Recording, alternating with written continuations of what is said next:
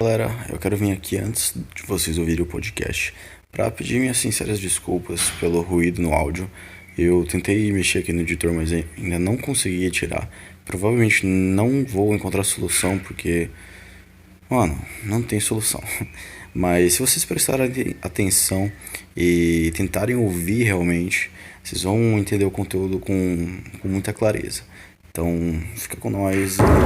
Fala, meus manos, Tejada na voz, canal NT. Podcast na tela pra vocês, ou melhor, NTcast. E hoje eu trouxe um convidado ilustre pra trocar uma ideia aqui com vocês, meu tio.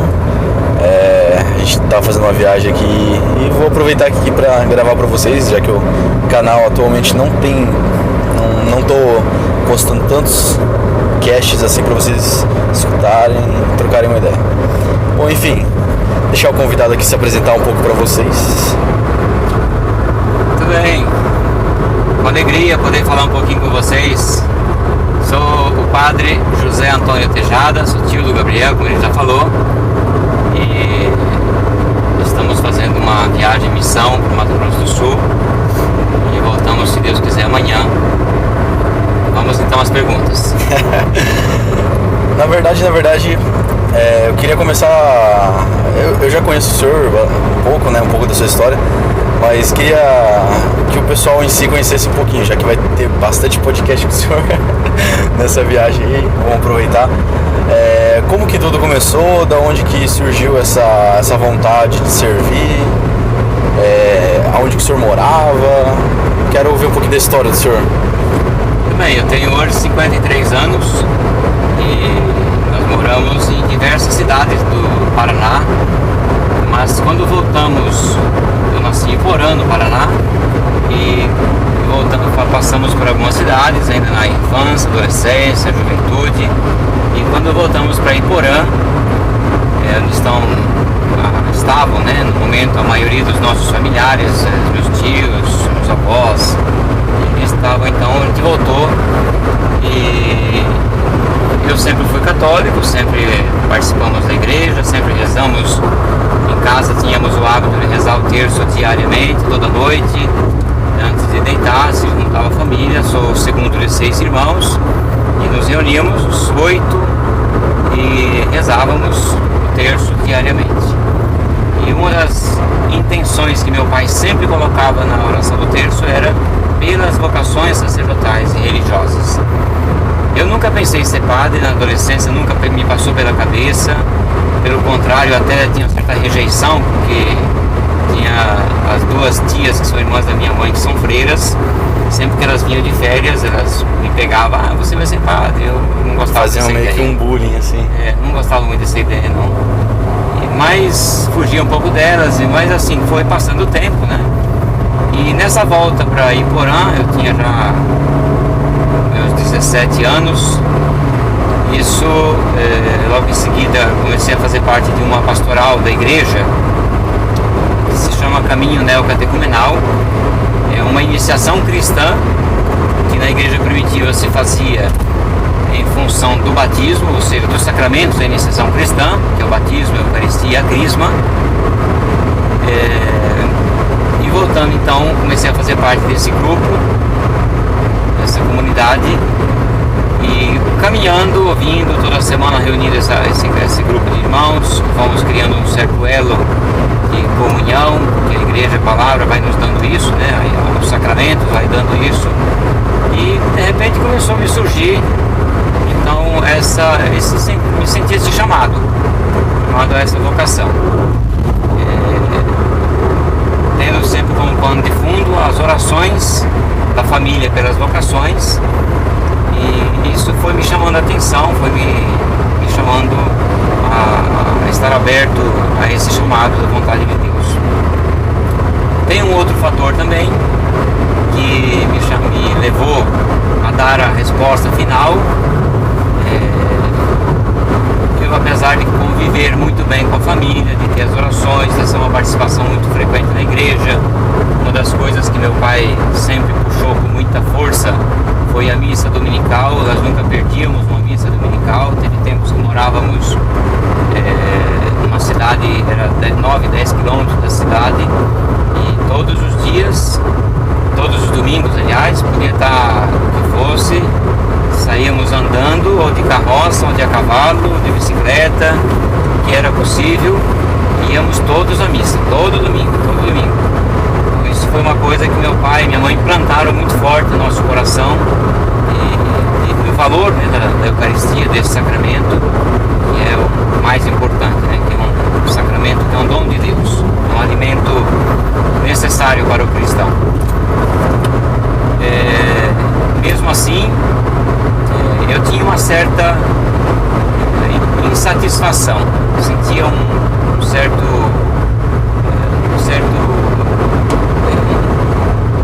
internamente tinha um certo sofrimento que eu não sabia de onde vinha. Sentia o chamado, ao mesmo tempo eu não queria responder, e por isso eu achava indigno, né, de uma resposta a esse chamado. Mas Deus foi conduzindo esse chamado, Deus foi levando do jeito que Ele quis. Então, tendo presente as orações, o testemunho dos meus pais, e depois esse já início da frequência nessa comunidade, isso foi então me dando a fé, dar o sim e largar tudo e seguir para o seminário, começar a formação sacerdotal. Então, tipo, antes de tudo, o senhor meio que teve um conflito interno, assim? Teve um tempo que eu tinha um conflito interno. Eu comecei a namorar uma moça e pouco tempo depois eu senti, mas não é isso, eu quero me casar, eu sinto o chamado para o casamento, mas não é essa moça. Depois deixei, comecei com outra e sentia também a mesma coisa. Sinto vontade de casar, isso é o que eu sempre quis, eu sempre sonhei, meu projeto sempre foi esse, não foi outro, mas também sinto que algo aqui não está bem, não estou satisfeito, tem uma inquietação ainda interna. Falta algo a mais. Ainda falta algo. E nisso então, essa inquietação, um certo dia eu fui conversar com o então pároco, Padre Carlos, em Porã, que me deu uma força muito boa, me deu uma palavra muito boa, me deu um ânimo muito bom, me deu uma esperança. Foi uma ajuda muito grande que ele me deu. E um pouquinho a experiência dele, falando da alegria do sacerdócio, da importância. E isso me abriu então o coração para poder então chegar em casa e contar para meus pais e começar a mexer já as coisas para ir para o seminário. E então foi assim um pouco esse conflito. Esse conflito ficou alguns anos, desde os 17, 18 anos por aí, mais ou menos 18, 19 anos.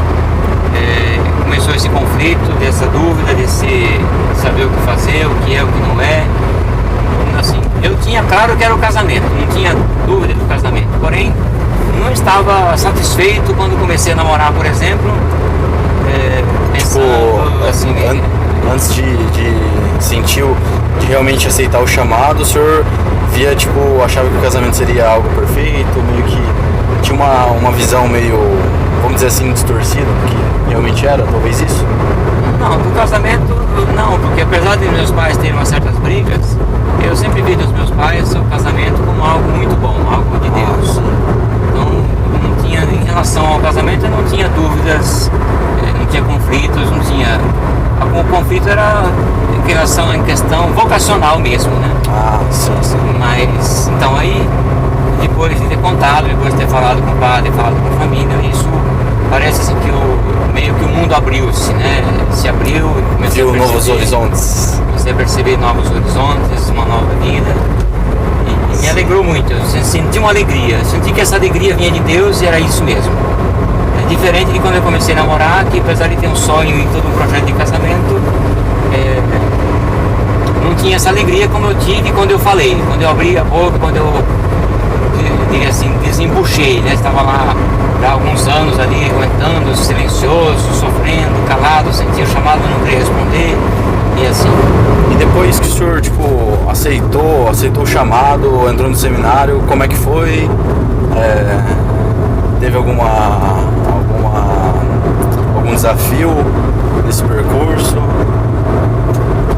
Então, quando tomada essa decisão e sentindo que era esse mesmo chamado, no início de 91, ingressei então no seminário missionário arquidiocesano de Brasília, um seminário missionário que estava nascendo primeiro no Brasil. Esse seminário está ligado a um carisma que é o caminho neocatecumenal, que surgiu justamente para acompanhar as famílias em missão, porque o caminho neocatecumenal é um carisma que surgiu junto com o Concílio Vaticano II e despertando a vocação do batizado, não somente do padre, da freira, do bispo, né, mas do batizado em si, que é um chamado vocacional. Todos os batizados são vocacionados à santidade, isso é fundamental. Por isso que o neocatecumenato, durante todos os anos da formação da iniciação cristã, está voltado diretamente ao batismo. Todos os ritos que se faz, a formação, o acompanhamento, as celebrações, anos e anos, está tudo voltado realmente para o batismo. Bem, então ingressando no seminário, comecei a estudar. O primeiro desafio foi estudar, porque eu tinha parado de estudar fazia 6 anos e não me sentia chamado a estudar, não queria mais estudar, não tinha sentido estudar. Mas peraí, o senhor terminou o segundo grau, o ensino médio na época, né?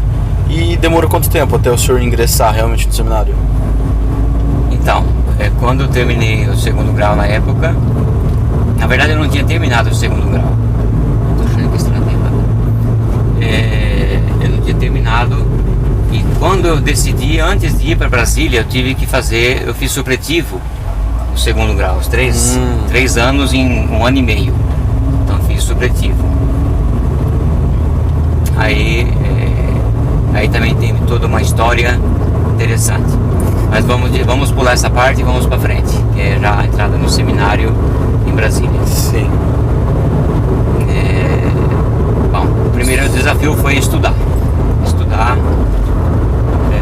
Tinha parado, tinha desistido, tinha meio que enferrujado a questão estudo e estava meio já e isso foi o primeiro desafio, entrar nos estudos, entrar diretamente na filosofia, mas Deus foi levando à frente toda a história. E logo de cara, quando o senhor iniciou os estudos no seminário, teve algumas matérias específicas, tinha as mesmas matérias que no colégio, como é que foi isso? Então, as matérias de filosofia, né, foi a primeira faculdade que eu tive que fazer. Tinha matéria de português, que eu tinha muita dificuldade, tinha metodologia, tinha metafísica, as matérias já de faculdade, né? Aquelas matérias que fizemos no segundo grau eram aquelas, agora aqui segue já nível de faculdade, né? Filosofia.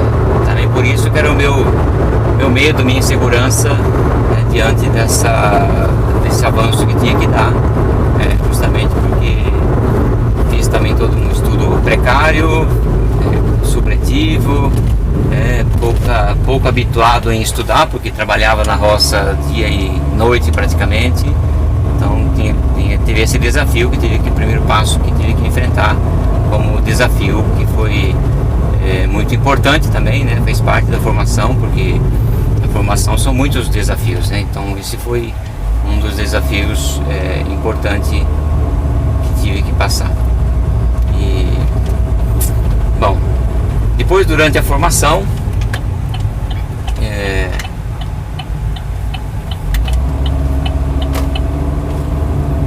Deus foi levando à frente essa missão, essa vocação, o caminho neocatecumenal sempre presente na espiritualidade do seminário, e mesmo estando em Brasília, lá continuei essa formação, essa iniciação cristã numa outra comunidade que lá já existia, na mesma altura de caminhada que eu já tinha aqui em Porã. Então continuei também com essa relação com os irmãos, celebrando, escutando, ouvindo as experiências, sempre como tendo presente ali a iniciação cristã, que é fundamental na vida do cristão, né? Que não termina nunca, né? É sempre uma continuidade necessária, permanente e necessária. durante os estudos da filosofia e também teologia, toda uma exigência no sentido de experiência, passar experiência, fazer experiência de evangelização, né? Então nesse período fizemos uma experiência que Jesus fez passar aos discípulos, por exemplo. O Evangelho fala que ele enviou 72, 2 a 2, para anunciar o Evangelho sem segurança. E isso foi uma das experiências que fizemos. Eu fiz essa experiência ainda quando seminarista por 2 vezes, depois como padre também já fiz. Faz parte um pouco desse carisma, no sentido de viver na precariedade, né? Não viver na abundância, viver na precariedade, mas aquilo que é necessário para evangelizar, para que a palavra também tenha força, né? O anúncio tenha força, daquilo que é força da pregação. E nessa experiência fui enviado com outro jovem na época, seminarista, para Porto Alegre, de Brasília para Porto Alegre. Eu não conhecia, nunca tinha chegado nessa cidade. E a primeira parte da missão seria visitar as paróquias e fazer um anúncio para os padres. Um anúncio da boa notícia. Que anúncio é esse? Acho que é importante também nesse momento o conteúdo desse anúncio, porque é aquilo que se recebe que tem uma direção importante, né? Faz uma mudança importante na nossa vida. Esse anúncio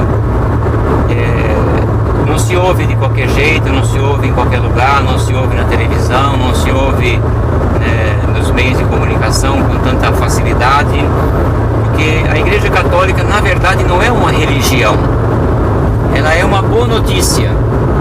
As religiões surgiram como que fazer Deus, implorar a Deus as coisas que eu preciso. Eu coloco Deus na parede, Deus que é muito bom, acaba cedendo e me faz um milagre. Então essa não é a visão cristã, essa não é a boa notícia.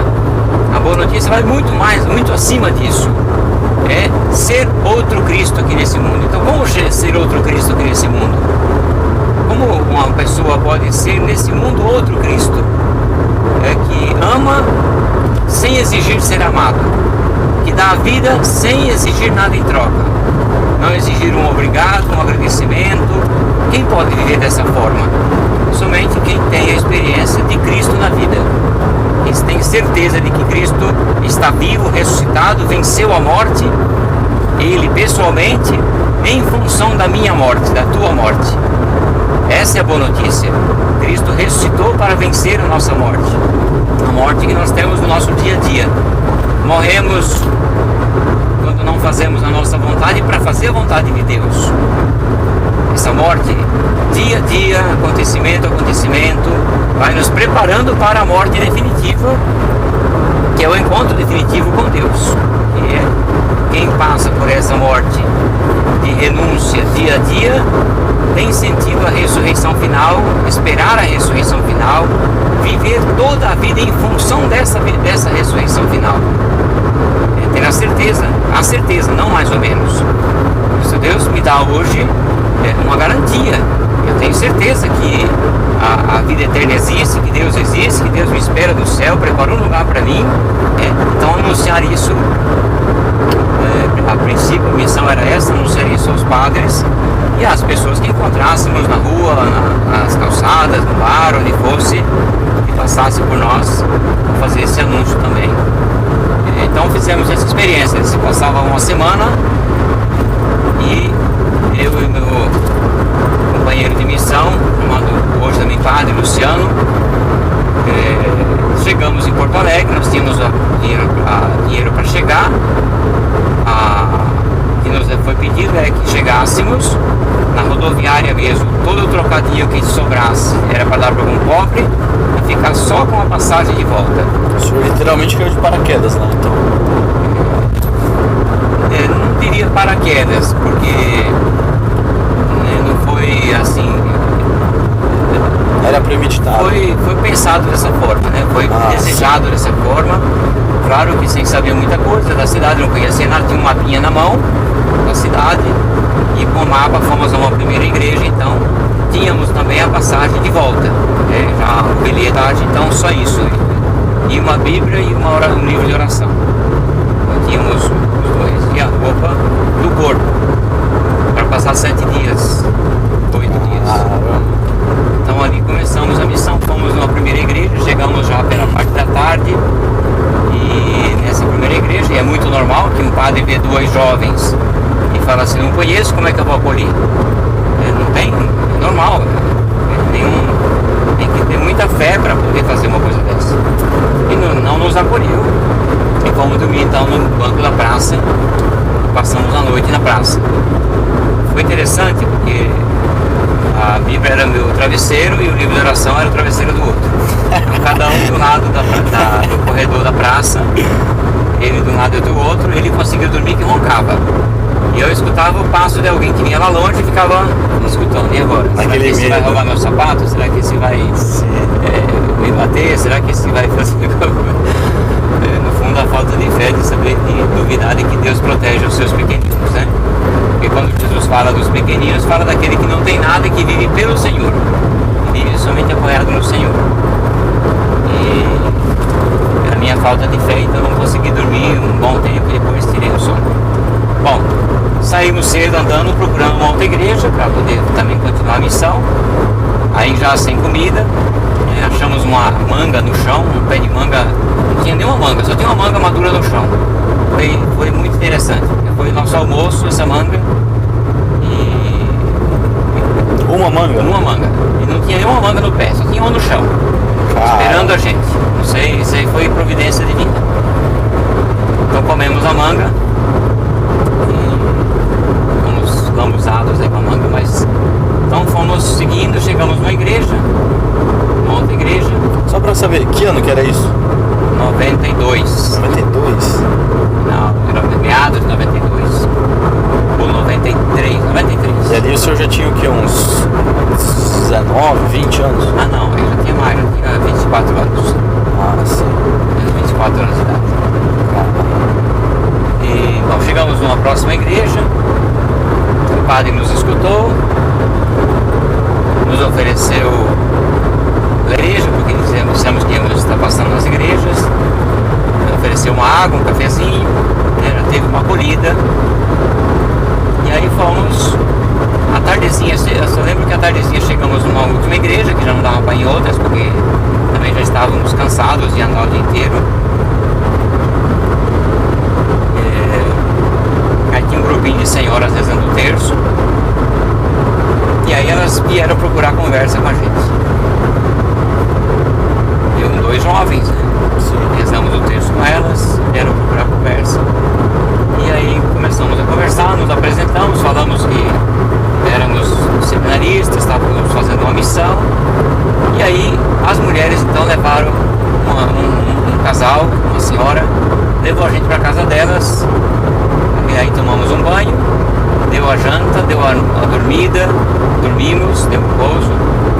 E passamos a noite e outro dia seguimos a nossa missão.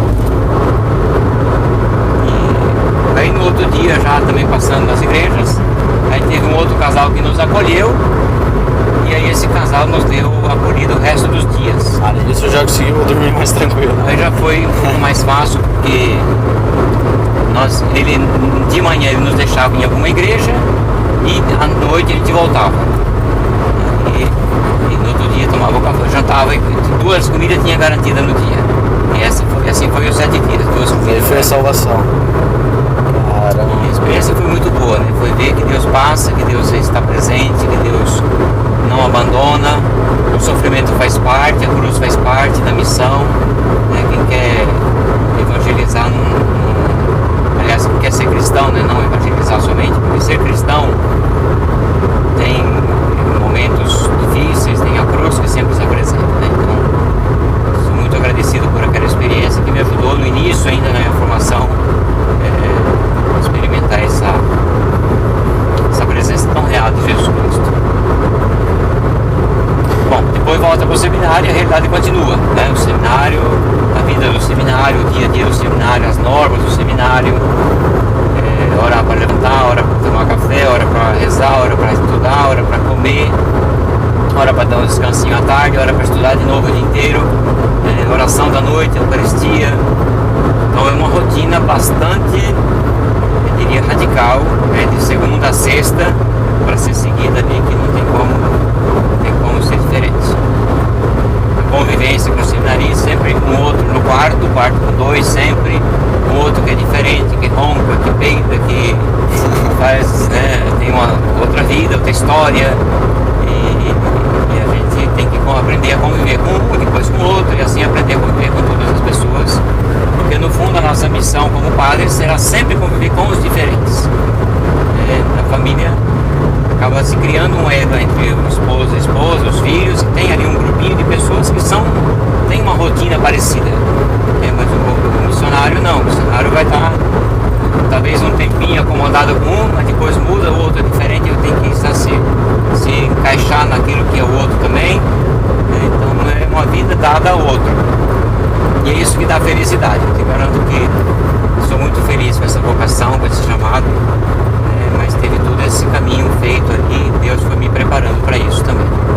O senhor inclusive faz parte, na verdade, de uma das primeiras turmas formadas em Brasília, né? Isso traz alguma... Esse seminário missionário nós começamos em 91, janeiro de 91, e alguns já entraram com alguma parte dos estudos, então foram ordenados a partir de 94, já teve uma ordenação, 96, 98, então já teve algumas. Mas aquele grupo mesmo que entrou e que foi ordenado junto, um grupo grande, fomos ordenados em 20, em 99, 28 de novembro de 99. Fomos ordenados ali, um grupo grande nessa data, e aí já começamos então uma missão. Aí saímos do seminário, cada um foi para assumir já as coisas da missão, né?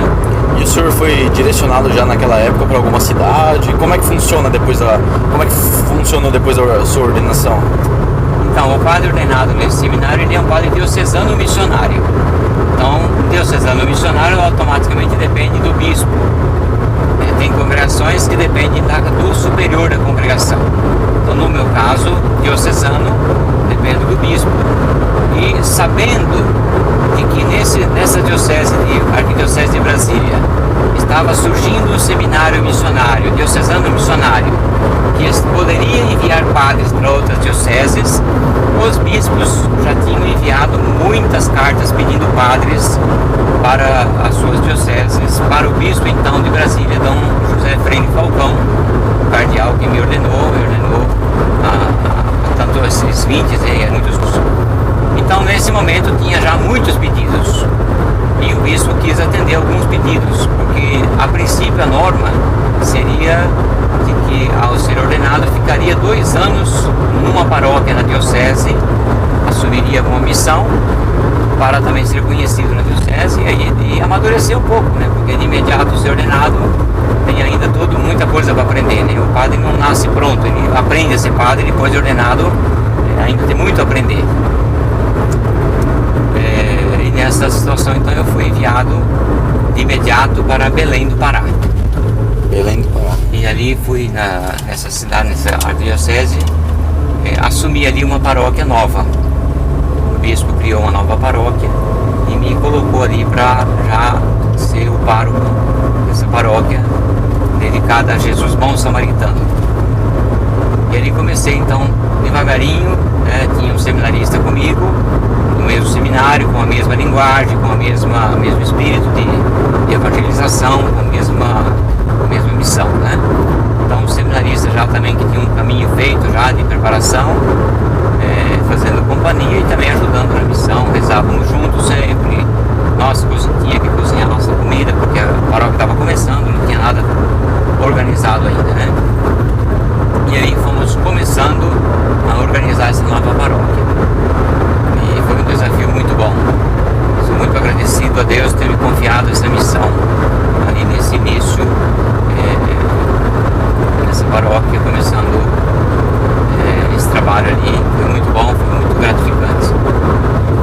Então ali começou-se todo um trabalho. Já tinha nesse momento essa paróquia, nessa parte da paróquia que foi desmembrada de outra paróquia, 8 pequenas comunidades, capelas, né? Nem todas tinham ainda construção, alguns já celebravam assim numa garagem, na rua, casa, então mas tinha um pequeno núcleo, eram 8 grupos que tinham ali já organizado para começar esse trabalho. E em um futuro breve começar a construção da igreja matriz, se era necessário, porque todas essas capelas eram pequenas para serem a matriz. Então só porque o senhor foi direcionado para tal paróquia não quer dizer que já tinha vamos dizer assim, um estabelecimento, um lugar próprio para você fazer a celebração? Não, estava começando. Tinha alguns sinais, alguns grupos, alguns núcleos, mas ainda era para começar. E como é que foi esse desafio? O que o senhor fez a partir dali Porque eu lembro que o senhor fez uma baita de uma igreja. Pois é. Não. Então, aí começamos. Seguindo essa... Então, aí... segui o meio de construir essa igreja. E, claro, eu celebrava as missas nas capelas, esse primeiro momento.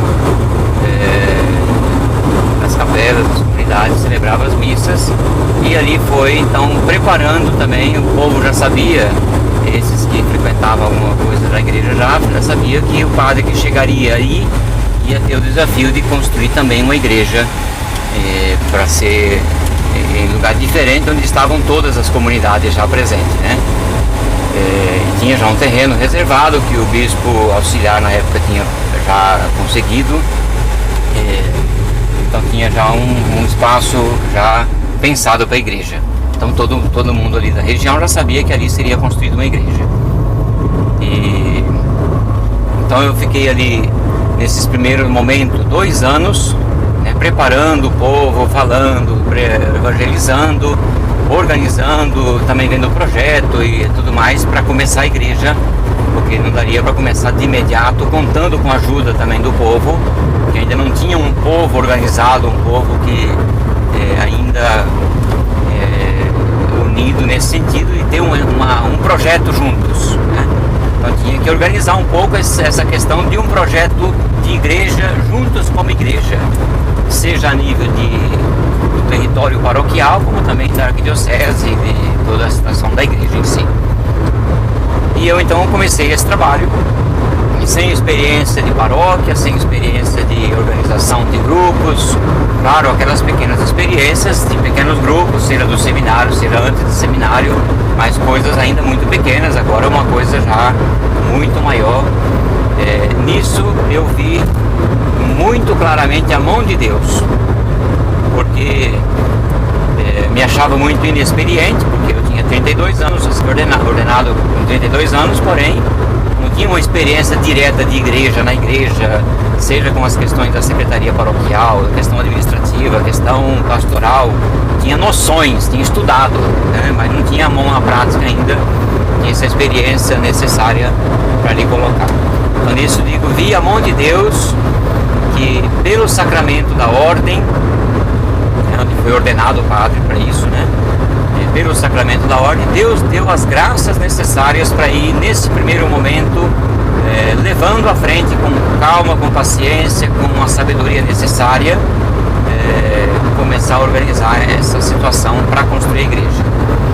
Muito bem, aí fomos evangelizando, o povo crescendo. Eu celebrava nesse primeiro momento, aí talvez até meados desse primeiro ano, final do ano, aí uns 8 meses, 10 meses, as missas nessas comunidades que somavam mais ou menos entre 100, 150, 180 pessoas em todas as missas que eu celebrava no final de semana, todo o território da paróquia.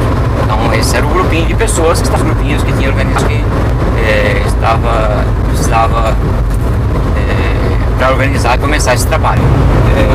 E aí vamos então começando, pensando e preparando para construir a igreja. Em 2003, início mais ou menos, então começamos, meados de 2002, começamos a construção da igreja. Uma igreja que a princípio era muito grande, era um exagero, né? Os próprios paroquianos pensavam que era um exagero, era muito grande, porque apesar que não fui eu que decidi o tamanho da igreja, o projeto da igreja. O bispo na época me falou do projeto, me apresentou o projeto, falou, isso aqui faz o projeto aí, da igreja, boa sorte para fazer, bom trabalho e começa aí. E aí eu já conheci um pouco dos paroquianos, fui vendo as pessoas que poderiam me ajudar a fazer uma equipe tanto de eventos, como também os profissionais, né, engenheiro, construtores, pedreiros, etc. E aí começamos todo um trabalho, tivemos muitas doações, inesperadamente, porque as críticas que me faziam, e eu apoiado na palavra do bispo, confiando que se o bispo falou, porque era a vontade de Deus, eu falei, não, é isso mesmo, vamos em frente. E era uma área populacional muito grande, né, por volta de 70, 80 mil habitantes a área da paróquia. Então era muita gente. Então a questão é, claro, eu dizia assim, o dinheiro já existe, mas está no bolso das pessoas que talvez nem saibam ainda, né? Mas está aí. E aí começamos então a fazer um evento, fazer outro, fazer uma reunião, fazer outra, formar os grupos e começar a trabalhar.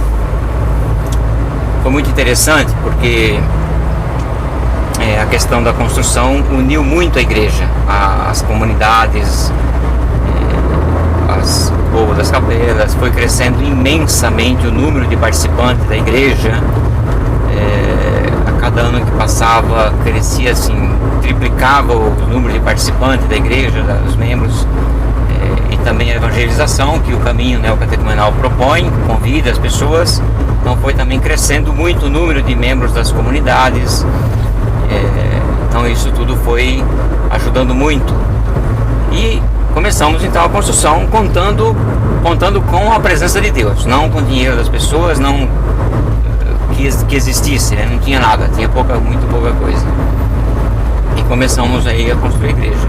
Uma igreja quadrada, né? 35 por 35, lembro muitas das metragens, muitas das dimensões eu lembro ainda, porque eu estive lá medindo, conferindo e ajudando o engenheiro, o mestre de obras e tudo mais. Trabalhei na obra, construí também. E aí chegou-se o momento em que fizemos toda a parte da estrutura, e depois, para subir as colunas, contratamos então alguns pedreiros para fazer a caixaria e a ferragem, e aos sábados e domingos fazíamos mutirões para fazer o concreto e fazer os acabamentos de alguma coisa, limpeza, aterro, essas coisas pequenas que não poderia ser com máquina. Então o povo da paróquia foi se unindo. Isso foi muito interessante porque criou-se um laço muito grande entre os membros da igreja, os participantes todos, os coordenadores, toda a equipe que ajuda o padre. Então foi se criando todo um processo muito bonito assim da igreja. É uma igreja que foi construída assim pouco a pouco, contando moedas, porque isso que eu fiz muitas vezes, para ir pagando aquilo que era preciso. Entrava todo mês o que era necessário. Todo mês o que era necessário. Na última hora do mês tinha que fazer pagamento de alguma coisa, não tinha dinheiro nenhum. Na última hora aparecia uma pessoa que nem sabia quem era, tem uma doação aqui. A pessoa não sabia que eu devia tanto e chegava a tanto, exatamente. Então, para dizer que a mão de Deus estava bem presente ali nessa obra, na ajuda para construir essa igreja. Então esses milagres são muitos que eu vi, que eu sou testemunha, e que também me ajudou muito, né, a ser fiel, a ser firme, a estar à frente de tudo isso, coordenar aquelas picuinhas que normalmente nascem, grupo para cá, grupo para lá, pessoas aqui, tudo. A imaturidade da fé, né, causa muitos problemas, e que também fazem parte do amadurecimento, para o amadurecimento, né? Isso com certeza foi ajudando muito no crescimento dos irmãos, na vida espiritual dos irmãos, os problemas que foram surgindo, as picuinhas e tudo mais. Então, afinal de contas, chegamos. Fiquei 11 anos nessa paróquia. Eita! 11 anos, e aí quando eu saí da paróquia, ela já ficou inaugurada. Quer parar pra ver? Deixa eu parar no próximo lugar. Será que ele descolou?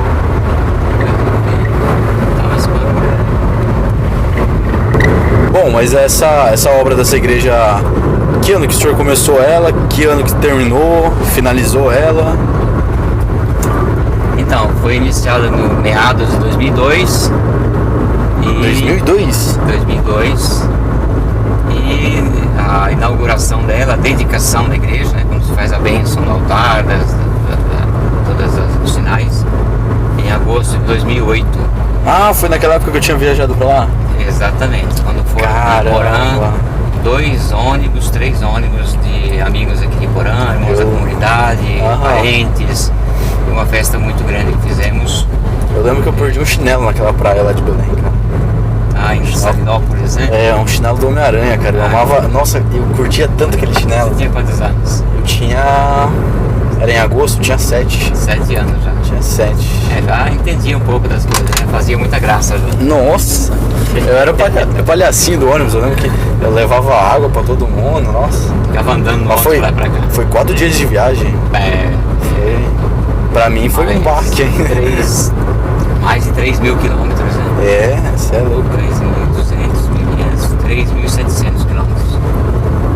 Mas aí o senhor saiu de Belém pra São Paulo e de São Paulo... Eu inaugurei em 2008, ainda fiquei até 2010, dezembro de 2010. E aí então, o bispo de Brasília me pediu a disponibilidade, se eu estava disponível a ser transferido, eu queria ficar lá. Então eles também sempre consultam, na verdade, quando faz qualquer transferência, né? Sim. E eu falei que eu sempre estive disponível a obedecer o bispo, aquilo que ele queria, aquilo que era necessário. E então confirmamos em fazer a mudança de missão e aí assumi uma outra paróquia em São Paulo, capital, paróquia dedicada a Santa Bernadette, na zona leste de São Paulo. Ali então assumi a paróquia em janeiro de 2011 e fiquei até final de 2018, nessa paróquia como pároco. Aí Serminaria é uma paróquia mais antiga.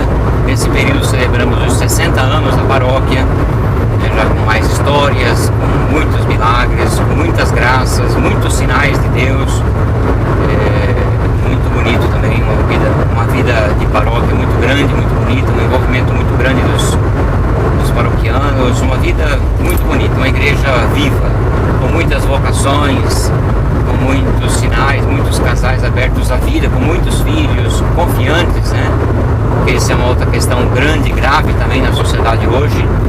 E que, claro que não se trata de julgar ninguém, porque os casais que não têm filhos não é porque são maus, mas porque no fundo são enganados por uma ideologia. Ideologia geralmente é justamente uma ideologia que é mentira, de que a pobreza não deixa tratar os filhos, que dá muita despesa, que é muito trabalho, que é muito dinheiro. Na verdade é a falta de amor que o demônio tira do coração dos casais e não deixa estar abertos à vida e fazer a vontade de Deus. Porque todos os casais que têm muitos filhos são muito felizes. Porque os filhos é o que traz a felicidade ao casamento, são os frutos, né? E a garantia de que ali existiu amor, a garantia de que existiu doação total. Então no matrimônio é muito bonito isso.